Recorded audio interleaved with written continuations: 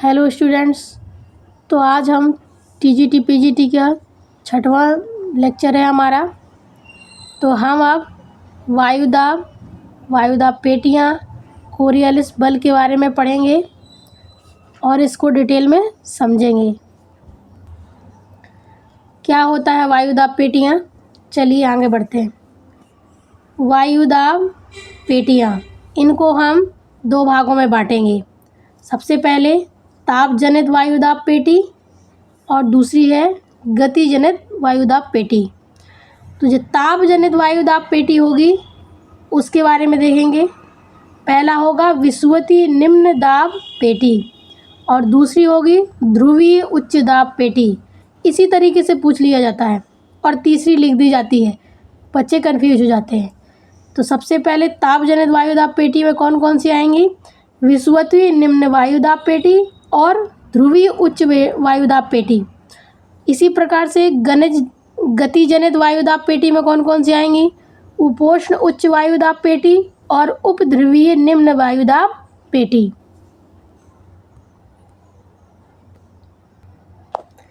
तो इस फिगर के माध्यम से हम समझेंगे कौन सी उच्च वायुदाब पेटी है, कौन सी निम्न वायुदाब पेटी है, कौन सी ध्रुवीय पेटी है और कौन सी उपध्रुवीय पेटी है। ये हमारी 0 डिग्री विषुवत रेखा है, इसी को हम भूमध्य रेखा भी कहते हैं और इसी को हम विषुवत रेखा भी कहते हैं। इसके ऊपर बढ़ने पर ये उच्च वायुदाब पेटी है और ये निम्न वायुदाब पेटी है। इसी प्रकार से उपोष्ण वायुदाब उच्च वायुदाब पेटी है और ये विषुवतीय वायुदाब पेटी है और यहाँ पर होती है ध्रुवीय वायुदाब पेटी। 23.5 में उष्ण वायुदाब पेटी होती है और 30 से 35 के बीच में उपोष्ण उच्च वायुदाब पेटी होती है। 60 से 65 के बीच में निम्न वायुदाब पेटी होती है।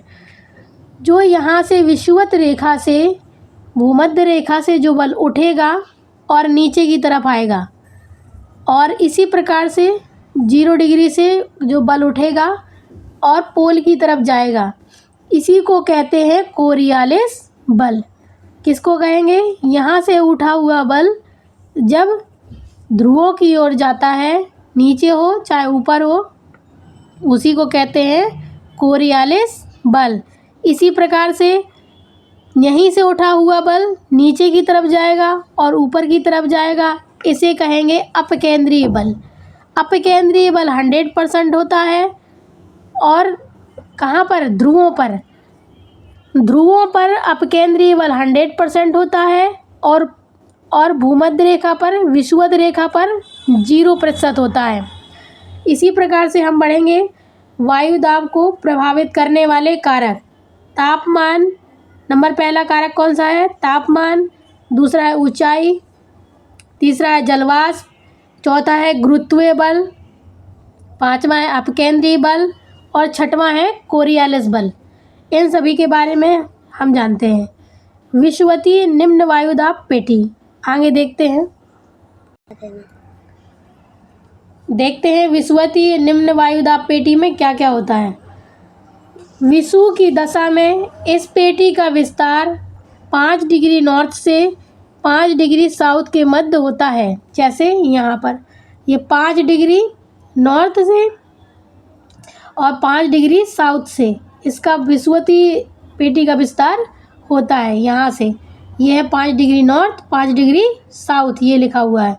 इसी प्रकार से इस पेटी में निम्न वायुदाब के कारण, ये जो पेटी है ये किसके कारण बनती है? निम्न वायुदाब के कारण। नंबर पहला है उच्च तापमान। यहाँ पर कौन कौन सी दशाएं बनती हैं? उच्च तापमान 21 मार्च और 23 सितंबर को की आदर्श दशा में, कौन सी दशा में? इस शब्द को याद रखना है स्टूडेंट्स।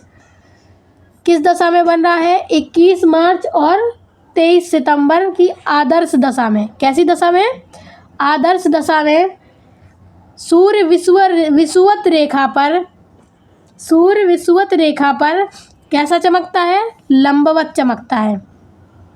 कौन सी दशा में? 21 मार्च और 23 सितंबर की आदर्श दशा में सूर्य विषुवत रेखा पर लंबवत चमकता है और उच्च तापमान होता है। कैसा होगा? जब सूर्य लंबवत पड़ेगा, सीधी किरणें विषुवत रेखा पर पड़ेंगी तो तापमान कैसा होगा? उच्च होगा। अधिक गर्मी पैदा होगी तो तापमान स्वाभाविक है उच्च होगा। तो वो कौन कौन से दिन होते हैं? 21 मार्च और 23 सितंबर को, और विषुवत की आदर्श दशा में। इसी प्रकार से दूसरा है अपकेंद्रीय बल।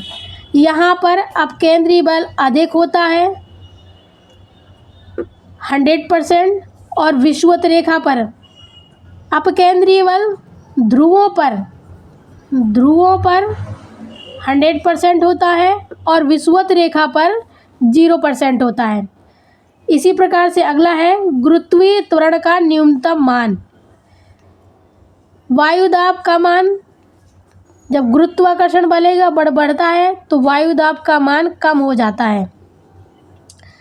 अगला है जल वाष्प की अधिकता। जहाँ पर अधिक जल वाष्प रहेगा तो तापमान कैसा रहेगा? कम रहेगा। जहाँ पर जल वाष्प की मात्रा कम होगी वहाँ पर तापमान की अधिकता होगी। दोनों गोलार्धों के सन्मार्गी पवनों का आपस में टकराव तेजी से आरोहण करता है। जब तापमान अधिक होता है तो जो दोनों सन्मार्गी पवन आती हैं उनमें आपस में टकराव तेजी से बढ़ता जाता है। इसी प्रकार से डोलड्रम, यहीं पर ही डोलड्रम की घटना भी होती है। यहीं पर ही डोलड्रम बनता है हमारा। ग्रीक शब्द डोलड्रम कैसा शब्द है? ग्रीक शब्द है, और शांत एवं स्तंभ क्षेत्र पर डोलड्रम बनता है। डोलड्रम कितने से कितने अक्षांश के बीच में बनता है? इसका विस्तार 5 डिग्री नॉर्थ से 5 डिग्री साउथ तक के बीच में डोलड्रम का विस्तार होता है। कहाँ पर होता है डोलड्रम का विस्तार? 5 डिग्री नॉर्थ से 5 डिग्री साउथ के बीच में। अगला है उपोष्ण उच्च वायुदाब। उपोष्ण उच्च वायुदाब कहाँ से कहाँ तक बनता है? 30 डिग्री नॉर्थ से 35 डिग्री साउथ के बीच में उपोष्ण उच्च वायुदाब की बनता है।